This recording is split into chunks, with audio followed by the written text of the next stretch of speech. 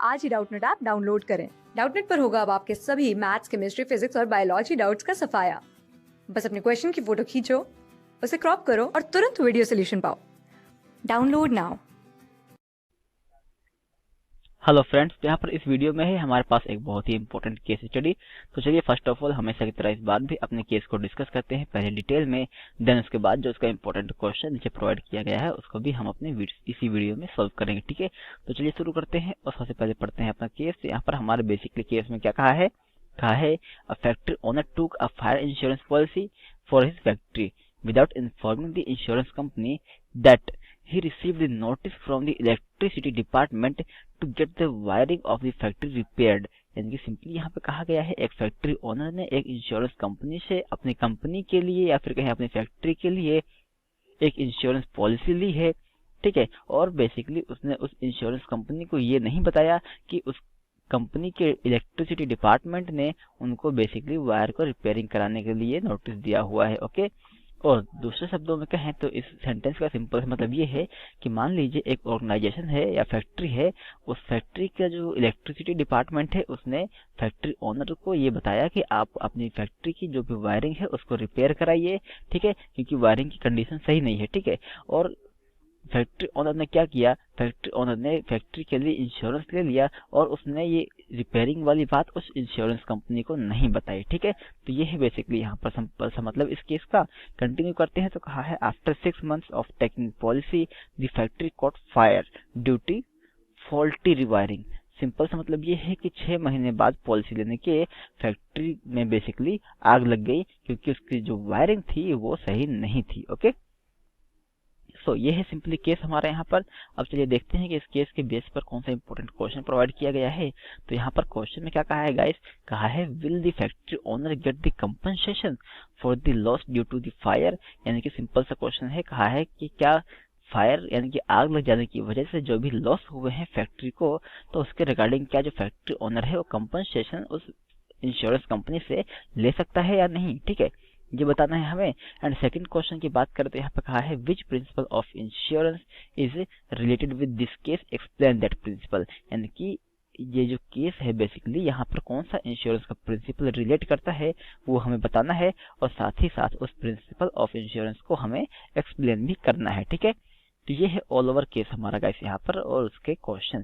तो चलिए शुरू करते हैं अब हम सॉल्यूशन अपने इस केस का। तो पूरे केस को अगर हम सिंपल एक नजरिए में देखें तो सब कुछ ठीक था, बस वहाँ पर जो फैक्ट्री ओनर है उसने मिस्टेक ये कर दी कि जो भी इंफॉर्मेशन थी खराब वायरिंग के रिगार्डिंग जो कि इलेक्ट्रिसिटी डिपार्टमेंट ने फैक्ट्री ओनर को दी थी, वो इंफॉर्मेशन उसने पास आउट नहीं करी उस इंश्योरेंस पॉलिसी वाली कंपनी को। ठीक है, जहाँ पर ये इस लाइन से प्रूफ भी होता है जहाँ पर कहा है without informing the insurance company. Okay, so अब सिंपल सा मतलब ये है यहाँ पर कि अगर कोई यहाँ पर इंफॉर्मेशन इंश्योरेंस लेने के रिगार्डिंग पास आउट नहीं की गई है दोनों पार्टीज के बीच में, यानी कि इंश्योरेंस कंपनी के बीच में और इस फैक्ट्री ओनर के बीच में, तो यहाँ पर कह सकते हैं कि एक तरह से जो इंफॉर्मेशन है वो छुपाई गई है। ठीक है, यानी कि यहाँ पर कह सकते हैं कि दोनों का जो फेथ है यहाँ पर ट्रस्टेबल नहीं है।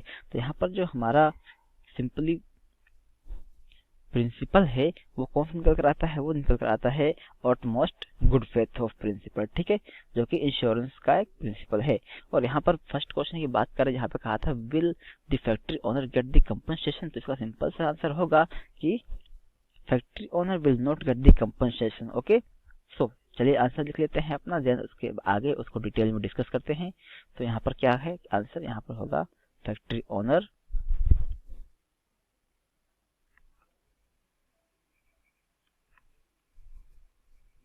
will not get the compensation।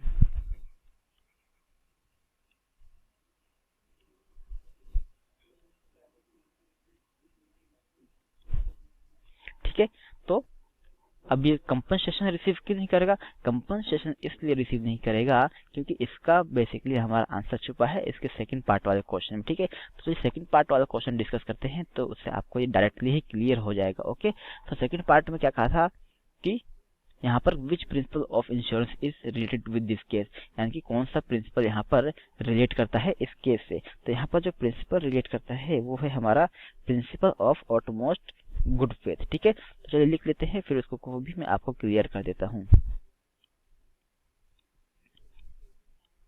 Principle of utmost good faith. ठीक है, तो ये प्रिंसिपल होता क्या है गाइस? अब principal of utmost good faith जो हमने पढ़ा था, हम ये पढ़ रहे थे कि बेसिकली ये इंश्योरेंस का एक बहुत ही इंपॉर्टेंट प्रिंसिपल है और ये एक फर्स्ट प्रिंसिपल है इंश्योरेंस का। ठीक है, इसके रिगार्डिंग ये होता है कि इंश्योरेंस पॉलिसी लेने से पहले जो भी इंपॉर्टेंट इंफॉर्मेशन होती है पर्टिकुलर चीज से रिलेटेड जिसके रिगार्डिंग इंश्योरेंस पॉलिसी ली जा रही है, उससे रिलेटेड कोई भी अगर इंफॉर्मेशन है as well as positive as well as negative, वो बेसिकली जो कंपनी है, कौन सी इंश्योरेंस कंपनी, उसको रिसीव करने का हक होता है फ्रॉम द क्लाइंट। ठीक है, और क्लाइंट की ये रिस्पॉन्सिबिलिटी होती है यहाँ पर कि वो सारी की सारी जो भी इंफॉर्मेशन है वो इंश्योरेंस कंपनी को प्रोवाइड करे before taking any insurance policy from that particular company. ठीक है, तो यहाँ पर क्या हो रहा है, यहाँ पर बेसिकली हो रहा है breach of this principle of utmost good faith. ठीक है, तो इसीलिए बेसिकली हम कह सकते हैं कि यहाँ पर जो इम्पोर्टेंट प्रिंसिपल है, जहाँ पर पूरी की पूरी इंफॉर्मेशन पास आउट होनी चाहिए थी दोनों पार्टीज के पॉइंट ऑफ व्यू से, तो वो क्या हुई, वो यहाँ पर पास आउट नहीं हुई। ठीक है, जिसकी वजह से ये एक रीजन बनता है कि factory owner will not get the compensation. ठीक है, so here in simple sentence we can write that factory owner will not get the compensation because principle of utmost good faith is